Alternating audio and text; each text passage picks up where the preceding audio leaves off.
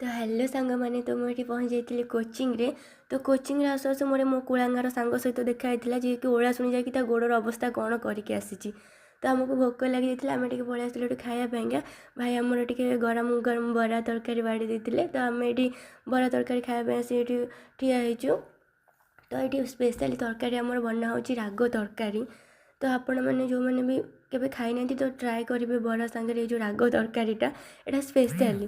तो ये आमर चलता बना चलता भाई आमर ये बन दौले। तो बन सारापर भाई आमको ये देते बरा सब बरा सहित राग तरकारी। तो आम ये खाई देलु। तो खाई ए पिला जो देखुं ना ये भली राग खाए भगवान आपण मैंने भी जो राग खाती तो खाती कि एत राग देहपाई भल नुहे किंतु ये एमती राग खाई आम सब भावु कि भाई एत सारा राग खाऊँ केमती। तो कोचिंग रे पायल मत गोटे कुरकुरीटे देता। तो जेहेतु आम कोचिंग रे माँ सरस्वती को पूजा हुए तो ये आम कि ठाकुर को मूर्ति देखापी पलि आसलु। आम केते छुआ आसु देखो मैंने गोटे मूर्ति पे आम केते छुआ आसी घेरी जाइए कि कौ मूर्तिटा देखू। तो फाइनाली आमर माँ को ये मूर्तिटा आमर पसंद आसी जाइए।